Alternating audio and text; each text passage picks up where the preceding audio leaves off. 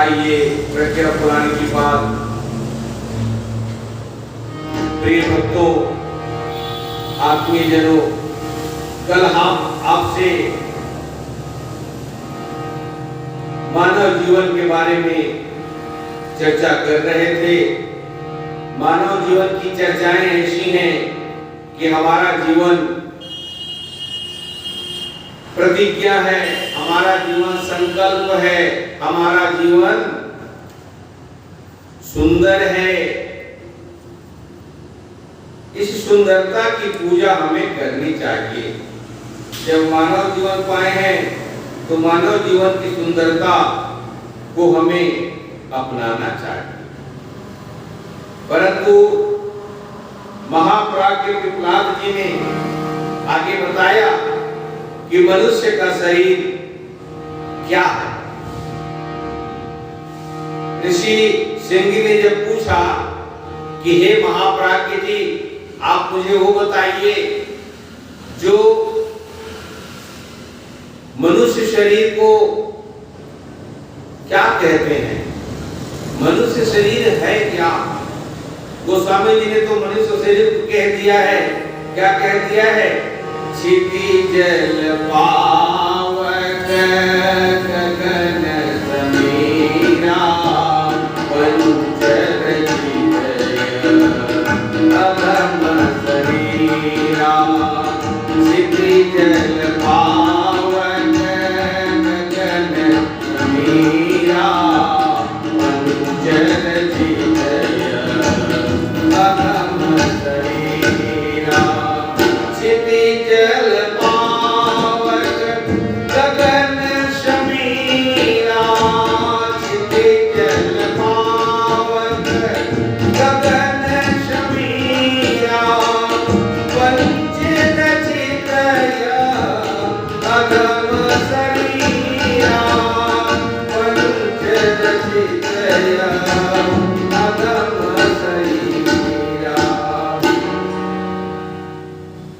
क्षितिजल पावन गगन समीरा, मंजर जीवय अधम शरीरा, मंजर जीवय अधम शरीरा।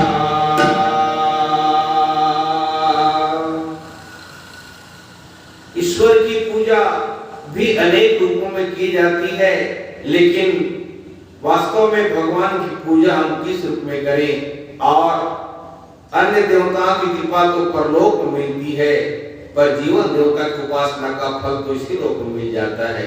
हे तपस्वियों, मैं आप लोगों को बताना चाहता हूं कि ये शरीर जो है, अलग अलग लोगों ने, अलग अलग विभागों ने अलग अलग प्रकार से शरीर की बनावट की बातें की है।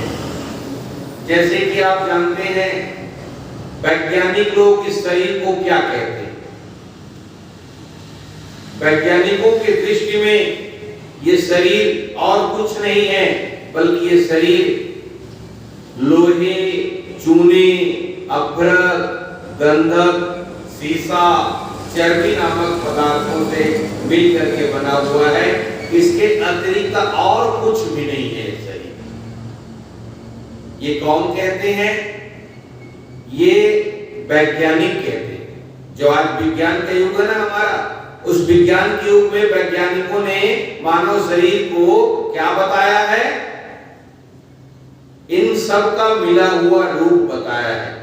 लोहे का, अभ्रक का, गंधक का, चूने का, सीसा का, चर्बी का, नमक का, इसके अतिरिक्त कुछ नहीं। इसी बात को जब हम डॉक्टर के पास जाते हैं और डॉक्टर हमको कहता है कि बेटा ये शरीर तो तेरा मात्र एक मशीन है। कैसा मशीन? अरे आप जो खाते हो ना, मुख के माध्यम से खाना पहुंचता है, मशीनें अपना अपना काम करती हैं, सारे अंग प्रत्यंग मशीन की तरह कार्य करते रहते हैं। और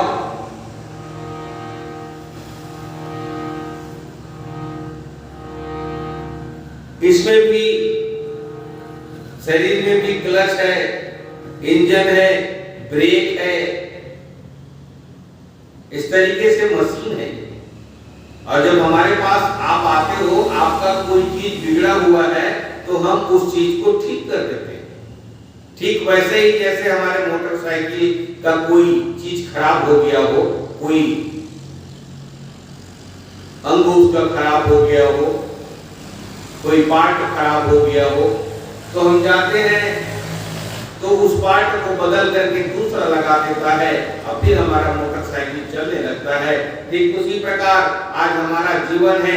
यदि बुखार है, यदि पेट दर्द है, यदि हार्ट का प्रॉब्लम है, सर्दी है, बुखार है, तो इन सब को हम आपका ठीक कर देते हैं और आप पुनः अपने घर चले जाते हैं। ये कौन कहते हैं? ये डॉक्टर कहते हैं।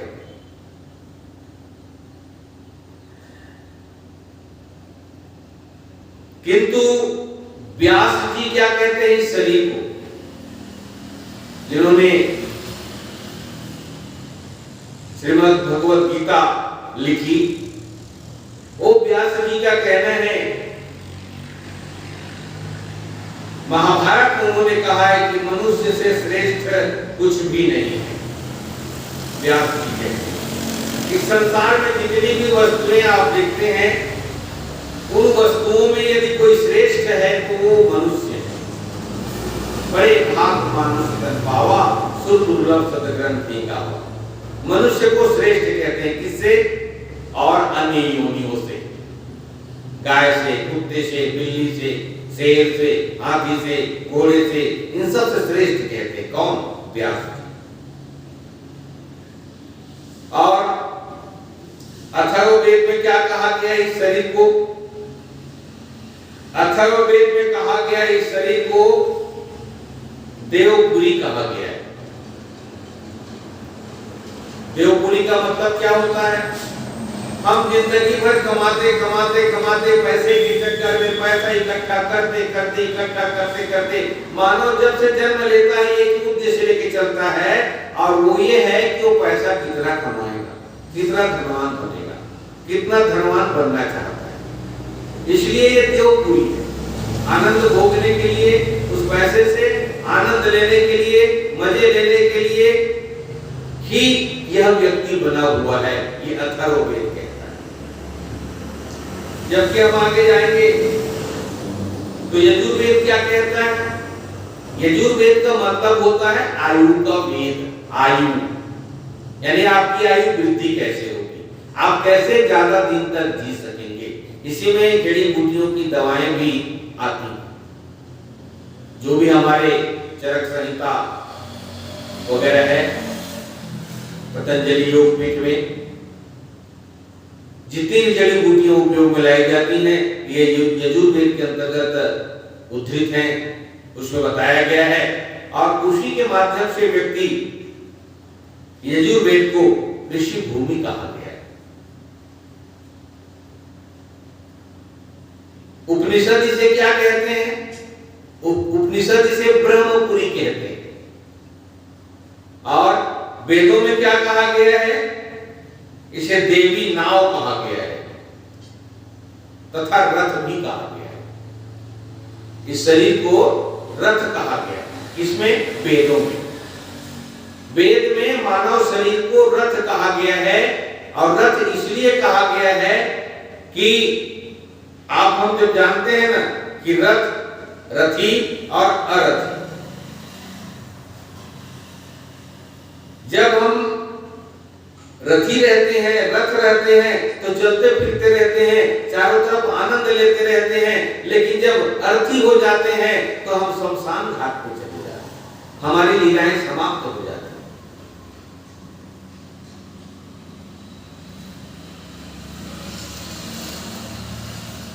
और इसी यात्रा में हम रथी बनकर के, वेदों का कहना है कि जब हम रथ रहते हैं तो जिस पर हम चढ़कर, आत्मा रथी को कहा गया है। जब आत्मा नहीं रहेगी तो संसार में अर्थी हो जाएंगे हम, तो संसार की यात्रा पूरी करते हैं इसी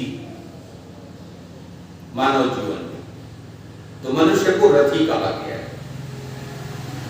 और ऋग्वेद के आरण्यक में इसे क्या कहा गया है?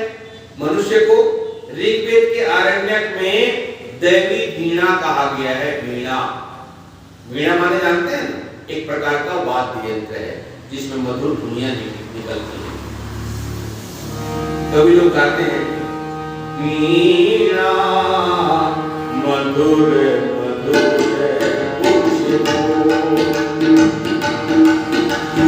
वीणा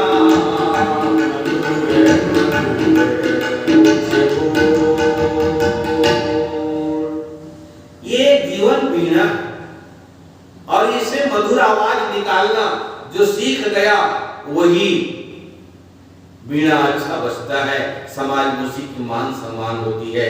वही आगे देखिए और क्या कहते हैं? मानव जीवन को देख करके देवता भी मुक्त हो जाते हैं ना। और इसी को एक और चीज कहा जाता है, अयोध्या नगरी भी कही जाती है। मानव शरीर को और क्या कही जाती है? अयोध्या नगरी। और अयोध्या नगरी क्यों कही जाती है? क्योंकि दशरथ जिनका नाम है, वो दशरथ इसलिए पड़ा नाम कि 10 इंद्रियां जो हैं, 5 ज्ञानेंद्रियां और 5 कर्मेंद्रियां, ये 5 ज्ञानेंद्रियां और 5 कर्मेंद्रियां मिलकर के जब 10 बनती हैं, और इस 10 इंद्रियों को जो अपने नियंत्रण में रख लेता है व्यक्ति, जो आत्मा रूपी मन है, उस मन के नियंत्रण में जब इंद्रियां रहती हैं तो उसी को दशरथ कहा जाता है। तो रथ पे सवार होना माने 10 इंद्रियों को अपने नियंत्रण में रखना, तभी उसका नाम दशरथ बनता है। अयोध्या इसलिए कहा गया है कि जो दशरथी होगा जो अपने 10 इंद्रियों को नियंत्रण में कर लेगा वो दशरथ की पदवी प्राप्त करेगा।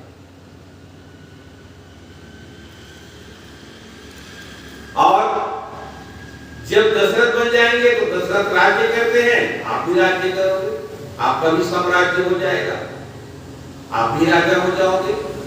और जो इंद्रियों पर राज नहीं कर पाते, इंद्रियां उन पर राज करती हैं, तो वो गिरा हुआ भटका हुआ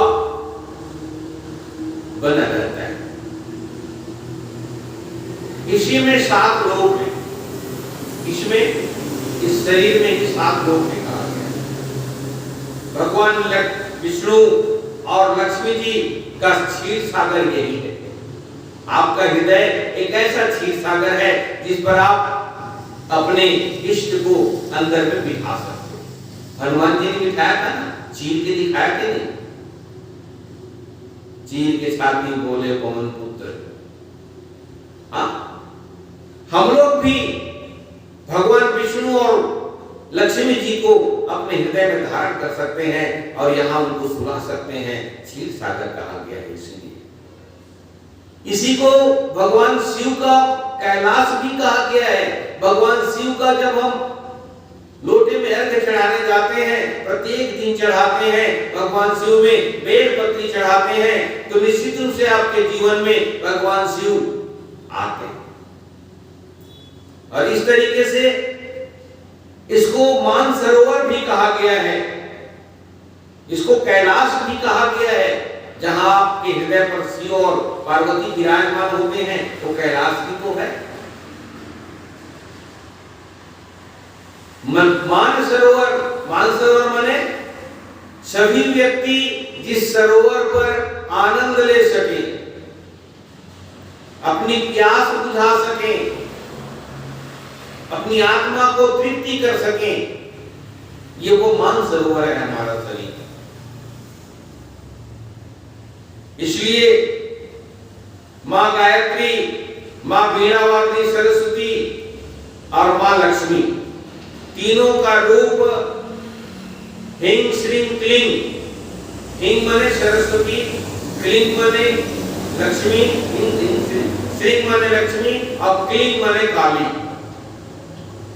सरस्वती लक्ष्मी तुम काली, दिव्य तुम्हारी ज्योति निराली। ये गायत्री माता कुछ नहीं है, केवल ये 3 देवियों का एक रूप है जिसे हम गायत्री कहते हैं। हम नवरात्रि में अलग अलग पूजा करते हैं। बसंत पंचमी में सरस्वती जी का पूजा करते हैं, दुर्गे के रूप में हम नवरात्रि में पूजा करते हैं, और दीपावली में हम लक्ष्मी के रूप में पूजा करते हैं। लेकिन यदि हम गायत्री की पूजा करते हैं, रोज गायत्री की पूजा करते हैं, तो रोज तीनों देवियों का पूजा करते हैं। ये वही लक्ष्मी है, वही सरस्वती है और वही काली है। अतः ब्रह्मा जी का ब्रह्मलोक भी ये मानव शरीर है। इस मानव शरीर पर आप तीनों देवियों को जब बैठाते हो तो समझ लो गायत्री माता आपके हृदय पर विराजमान होती है। यही ब्रह्मलोक है, समस्त देवताओं का निवास स्थान भी आपका शरीर है। इसलिए तो गुरुदेव ने कहा है कि प्रत्येक मनुष्य को मैं देवता बनाऊंगा। आप देवता हो, आप पहचान नहीं पा रहे हो अपने आप को कि हम देवता हैं कि क्या।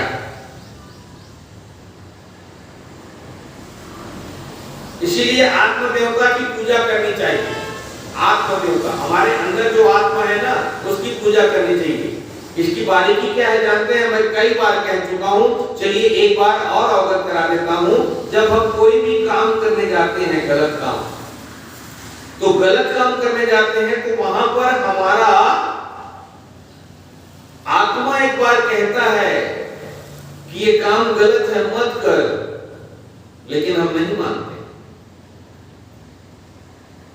कोई व्यक्ति कहता है ना, अरे तो आत्मा ला पूछ के काम कर, आत्मा से पूछो फिर काम करो। आत्मा जी कहती है तो करना, नहीं तो मत करना। तो ये वही आत्मा है, और उसी आत्मज्ञान को हमें पहचानना है कि हमको आत्मा हमारी क्या कहती है। यदि हमें दूसरे जीवों पर दया है ना, तो हम कभी भी पशुओं को नहीं मारेंगे, मांस भक्षण नहीं करेंगे। उसी की पूजा करना चाहिए। विधाता ने मनुष्य के शरीर में अनेक विशेषताएं कूट कूट कर भर दी हैं। जो आत्मा कहे सो काम को आप करो, तो फिर देखना आप मानव नहीं महामानव बन जाओगे। डार्विन जी क्या कहते हैं इस मानव शरीर के बारे में? डार्विन जी कहते हैं विकासवाद का परिणाम। हम छोटे रहते हैं, धीरे धीरे बड़े होते हैं, बड़े होकर के फिर नाश हो जाते हैं। पहले बिंदु, इसी को भागवत पुराण में कहा है ना। भागवत पुराण में देवहूति माता को भगवान बताते हैं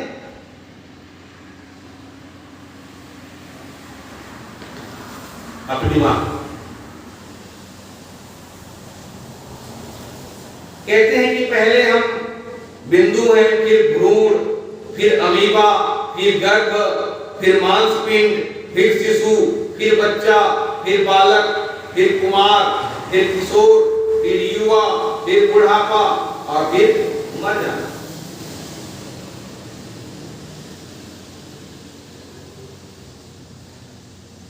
ऋषि क्या कहते हैं इसको?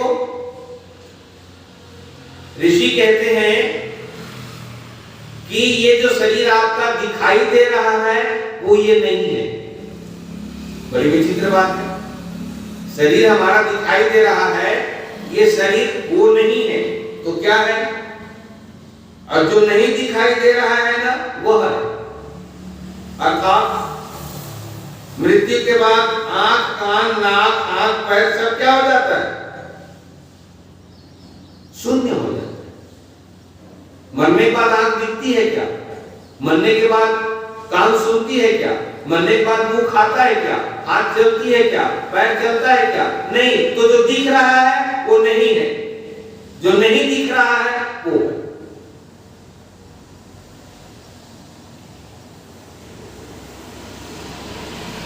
परम पूज्य गुरुदेव ने क्या कहा? पंडित श्री राम शर्मा आचार्य वेद मूर्ति तपोनिष्ठ पंडित श्री राम शर्मा आचार्य जी ने कहा है, क्या कहा है कि मनुष्य गिरा हुआ देवता या उठा हुआ पशु है।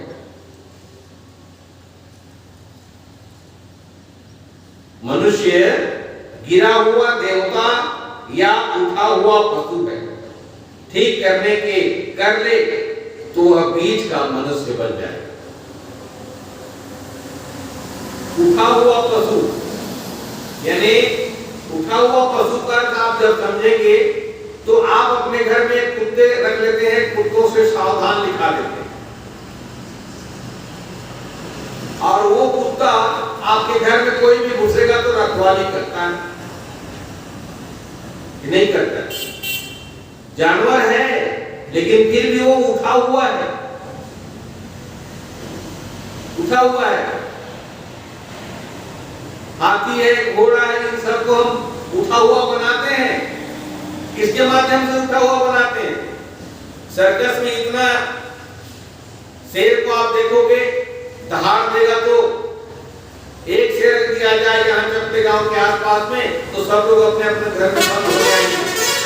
लेकिन 10 शेरों के बीच में एक रहता है और उनको नचाते भी रहता है। क्या है कारण? इसलिए कि उसको साधा गया है, पशु से उसको उठाया गया है, पढ़ाया गया है, साधना कराई गई है उससे। भालू से क्या करता है मदारी? साधना कराया रहता है। बंदर से क्या करता है मदारी? साधना कराया रहता है।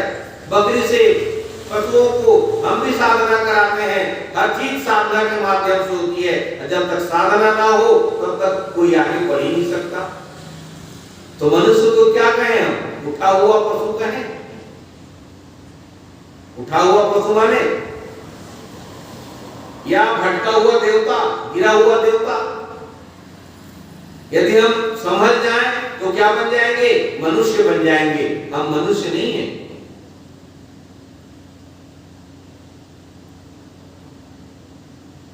अब कैसे? अब जरा देखो, एक बात बताएं आपको। पति पत्नी में आपस में बड़ा प्रेम रहता है, रहता ही नहीं रहता है? रहता है। एक दूसरे के लिए 7 फेरे हम लगाते हैं तो 7 फेरे की बात नहीं रहती, बल्कि 7 जन्मों की बात रहती है। और जब 7 जन्मों की बात होती है तो एक दिन हुआ क्या,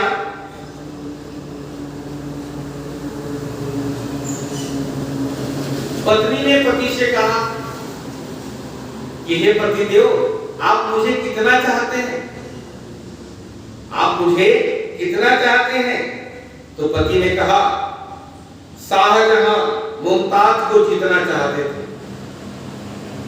शाहजहां मुमताज को जितना चाहते थे उतना मैं तुमको चाहता हूं। तो पत्नी ने ये क्या कहा, तो ताजमहल बनवाइए ना, जब मुमताज जैसा चाहते हैं तो फिर पति कहते हैं तुम पहले मर के तो दिखाओ, जब तुम मरोगे तब तो मैं बनवाऊंगा, जीते जी तो ताजमहल ना बनवा पाऊंगा। तो मनुष्य और पशु में अभी कोई अंतर नहीं है। आहार, हम भी आहार देते हैं, वो भी आहार देते हैं, वो भी आहार के बिना जीवन छीन हो जाता है, हमारा भी जीवन छीन हो जाता है। हम भी निद्रा लेते हैं, वो भी निद्रा लेते हैं, उनको भी भय रहता है, हमको भी भय रहता है, उनके भी बच्चे होते हैं, हमारे भी बच्चे होते हैं। एक चीज बता दें, पशुओं की आंखें बगल में होती हैं, लेकिन हमारी आंखें सामने होती हैं। क्यों दी सामने? भगवान ने हमको भी बगल में दे देता ना, और जब हमको बगल में दे देता तो सामने दिखाई देती क्या? नहीं। तो भगवान को इसीलिए भगवान ने बनाया मनुष्य को कि तू सामने देख, ऊंचा उठ, अगल बगल नहीं दिया मैंने तेरे को, सामने देखने के लिए दिया। दूरदर्शी बन, ऊंचा सोच, ऊंचा उठ। और जानवर क्या करते हैं?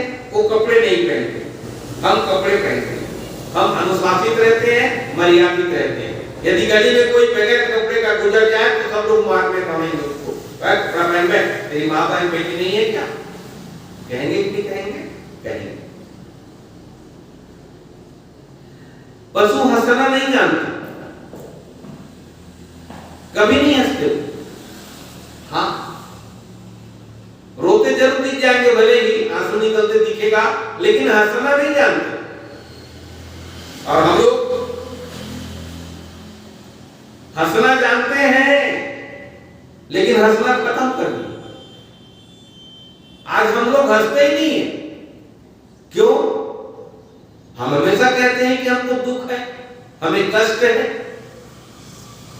और इस तरीके से पशुओं को वाणी नहीं दी है। पशुओं को वाणी नहीं दी है, अर्थात वो अलग अलग आवाज में अलग अलग प्रकार की एक ही आवाज निकालते हैं बस। लेकिन हम लोग अलग अलग शब्दों की, अलग अलग बातों को अलग अलग व्याख्या में गाना भी गा सकते हैं, सीधा भी बोल सकते हैं, रो भी सकते हैं, हंस भी सकते हैं। तो अच्छी वाणी बोलिए, लेकिन उसके बावजूद भी मनुष्य के चेहरे पर हमेशा क्या रहता है? भय रहता है, शोक रहता है, चिंता रहती है, क्रोध रहता है। अब देखिए, हमको स्वाभिमान दिया भगवान ने। महाराज जी कैसे स्वाभिमान दिया? स्वाभिमान इसलिए दिया कि हम जब हमारे मुंह से हो तो अगर थोड़ा पावर दिखाना हो ना, यूं करते हैं हम। उनकी जगह पे क्या दिया पशुओं को? पूंछ। इसलिए कहते हैं ना, बंदर को अपनी पूंछ बहुत प्यारी होती है, मर्द को अपनी मूंछ बहुत प्यारी होती है। राणा प्रताप स्वाभिमानी थे। हाँ, युद्ध होते होते होते जब पकड़ने की स्थिति में आए तो जंगल में घुस गए, और जंगल में घुस करके किसी एक वनवासी महिला के घर रुके, और वनवासी महिला के घर रुक करके वहां घास की रोटी खानी स्वीकार कर ली, लेकिन अंग्रेजों के आगे झुका नहीं। वो राजपूतों के आगे झुका नहीं, मुगलों के आगे नहीं झुका। स्वीकार कर ली। इसी तरीके से आप देखना चंद्रशेखर जी ने क्या किया। चंद्रशेखर ने अपने मुश्त अंग्रेजों को मुझे हाथ से छू। चंद्रशेखर का मुश्त आज भी आप चित्रों में देखते हैं। भगत सिंह की मूंछ फांसी पे लटके तो मूंछों पे ताव दे के लटके।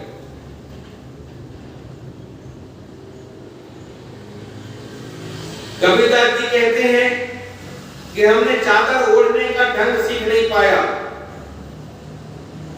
यदि हम मानव जीवन जो मिला हुआ है और जो हमें चादर मिला है कि मानव शरीर, इस मानव शरीर को हम कैसे जिए।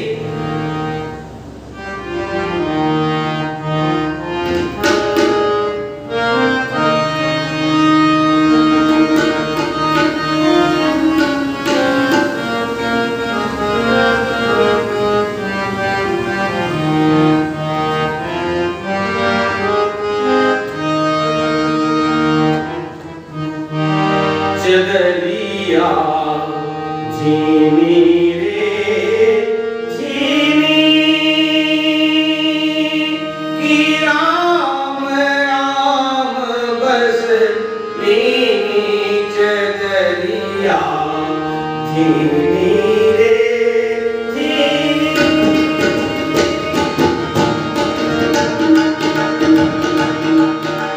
चदरिया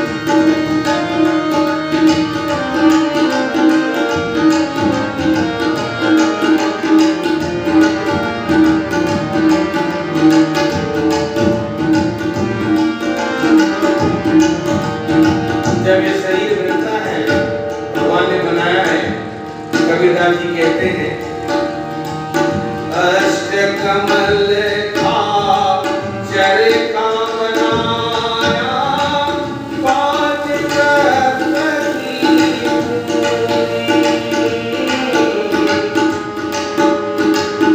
अष्ट कमल का चरखा बनाया पाँच तत्व की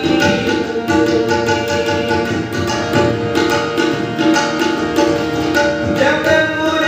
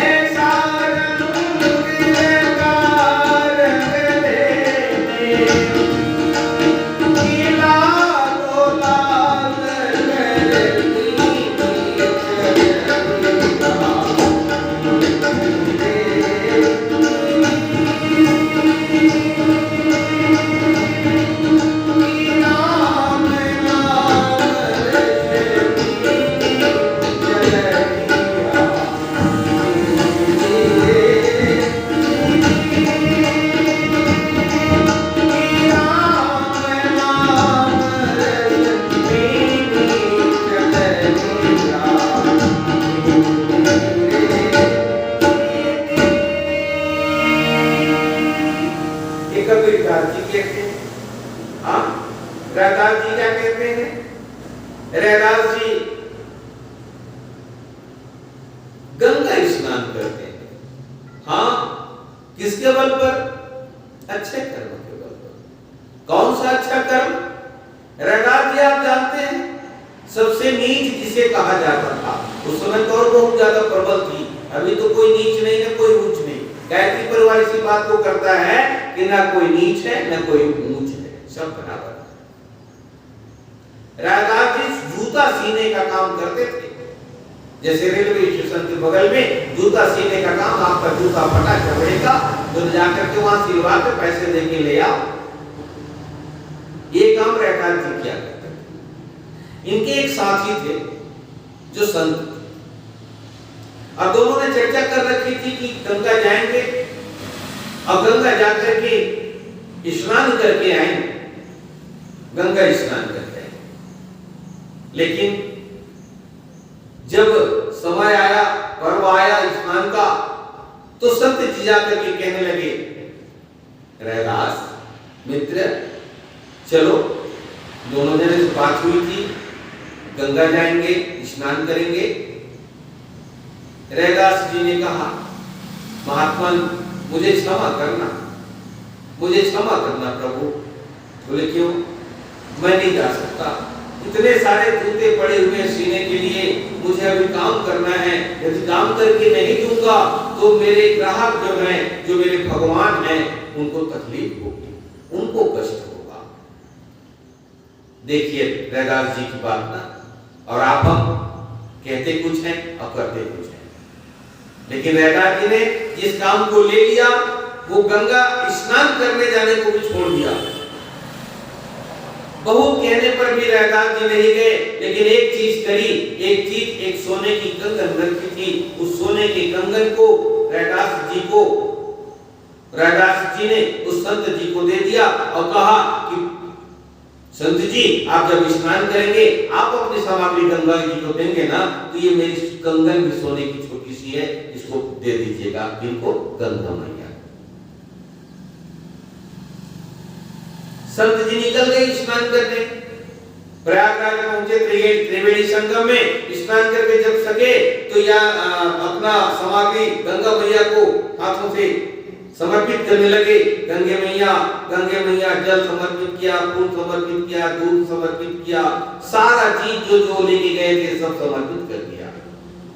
जब फिर डुबकी लगाए, फिर ऊपर उठे तो याद आया कि मेरे मित्र ने एक सोने का कंगन गंगा जी को देने के लिए दिया। सो गंगा जी को उस सोने के कंगन को देने के लिए फिर बाहर आए और कपड़े में रखे उस सोने के कंगन को लेकर के फिर गंगा जी में गए। और गंगा जी में जाकर के जब उन्होंने डुबकी लगाई, डुबकी लगा करके फिर निकले और उसको हाथ में रख करके समर्पण करने के लिए कहा, हे गंगा मैया, ये जो सोने का कंगन दिया है ना, ये मेरा साथी है, मेरा दोस्त है, मेरा मित्र है, वो नहीं आ सका, वो अपने कर्म में रत है, इसलिए नहीं आया। हे गंगा मैया, उसकी सोने की कंगन को स्वीकार कीजिए। क्या हुआ जानते हैं मित्रों? गंगा मैया स्वयं प्रकट हो गई और प्रकट होकर के कहा कि मेरे रैदास ने दिया है, मेरे रैदास ने दिया है, लाओ लाओ मेरे रैदास का ये अमूल्य उपहार मुझे दे दो, मैं इसे स्वीकार करूंगी। और दोनों हाथ बढ़ा करके गंगा मैया ने उस रैदास के उसे सोने की कंगन को स्वीकार किया। संत चकरा गए, व्याकुल हो गए, बोले हमने इतनी चीजें ली नहीं, लेकिन जब संत रैदास के उस कंगन की देने की बारी आई तो गंगा मैया स्वयं प्रकट हो गई और स्वयं प्रकट होकर के गंगा मैया ने अपने हाथों से कंगन को स्वीकार किया। जब वो वापस आए तो वापस आकर के कहा था संत ने उस रैदास से, क्या कहा था?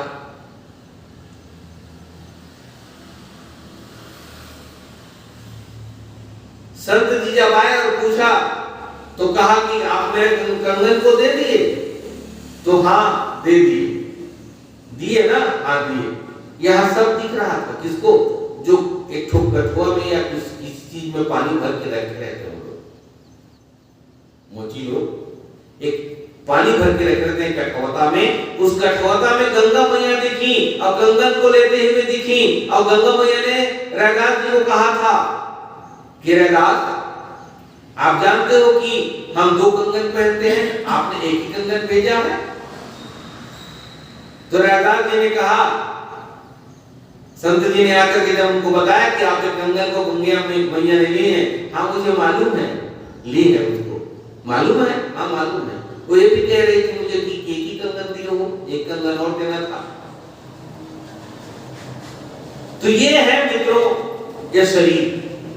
हम अपने कर्म भी करें ना तो भी भगवान को भजते रहें, भगवान को ध्याते रहें, तो कर्म ही तो हमारा भगवान है, कर्म ही तो पूजा है, उसी कर्म की तो पूजा करनी है। लेकिन कर्म भी हमारे 2 प्रकार के होते हैं ना, एक दुष्कर्म और एक सुकर्म। तो सुकर्म करोगे तो आपको भगवान की प्राप्ति होगी। इसीलिए तो कहते हैं रहकार में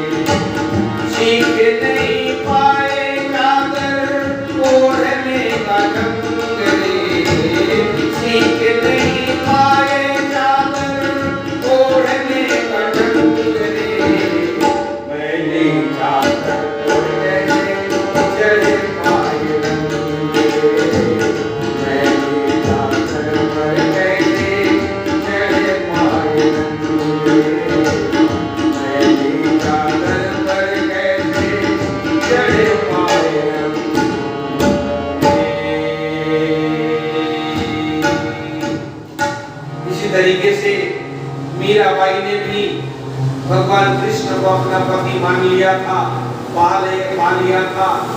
तुलसीदास ने भी भगवान राम को पाया, संत हरिदास ने भी भगवान राम को पाया, नानक ने पाया। हम क्यों नहीं पा सकते? जब हमारे बगल में गोशम नारा में संत हमारे बाबा सत्यनारायण जी भगवान शिव को प्राप्त कर सकते हैं, तो हम लोग क्यों नहीं कर सकते? हम लोग भी तो ओढ़ सकते हैं ऐसा चादर। अरे ऐसा न कर पाए तो परिवार में रहते रहे तो भगवान को जप ले, मंदिर में आना तो सीख जाएं। कल हम आगे आपको बताएंगे कि क्या रहने से क्या नहीं होता है। जीवन को जीने का ढंग सीखना आवश्यक है। क्यों आवश्यक है, हम इसको कल चर्चा करेंगे। बोलिए श्यामपति रामचंद्र की जय, उमापति महादेव की जय, पवन सुत हनुमान लाल की जय। बोलो वृंदावन बिहारी लाल की जय, बोलो प्रज्ञा पुराण की जय, बोलो परम पूज्य गुरुदेव की जय, परम वंदनीय माता जी की जय। आइए प्रज्ञा पुराण की आरती का गान कर लें। प्रज्ञा पुराण की आरती में सारे भाव छिपे हुए हैं। बस प्रज्ञा पुराण की आरती को हमें ग्रहण करना होगा, सेवा करना होगा, जिसकी हम चर्चा कर रहे हैं। मन में बसा कर तेरी मूर्ति उतारूं मैं गुरुवर तेरी आरती। मन में बसा कर तेरी मूर्ति उतारूं मैं गुरुवर तेरी आरती। दीने दयाल तुम्ही जन जन प्रताप से पापी बने। दीने दयाल तुम्ही जन जन प्रताप से पापी बने। तुझसे हुआ मनुष्य चिंतन, विपरीत होता जन जीवन।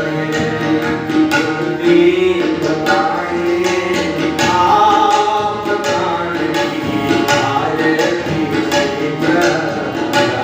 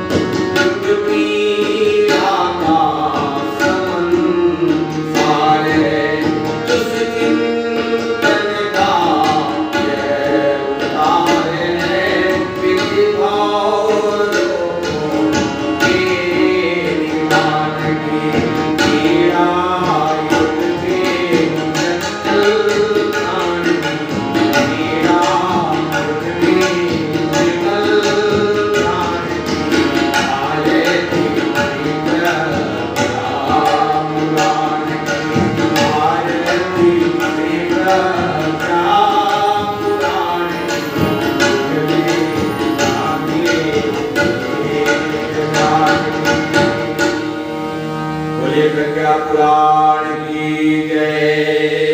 श्याम रामचंद्र की जय। उमापति महादेव की जय। पवन सुत हनुमान लला की जय।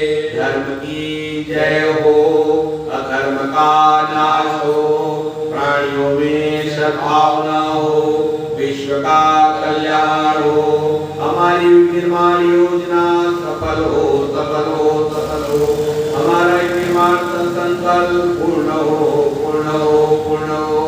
बोले गायत्री माता की जय। परम पूज्य गुरुदेव की जय। परम वंदनीय माता जी की जय। राम चपले की जय। राम चपले के सभी भाई बहनों की जय। वंदे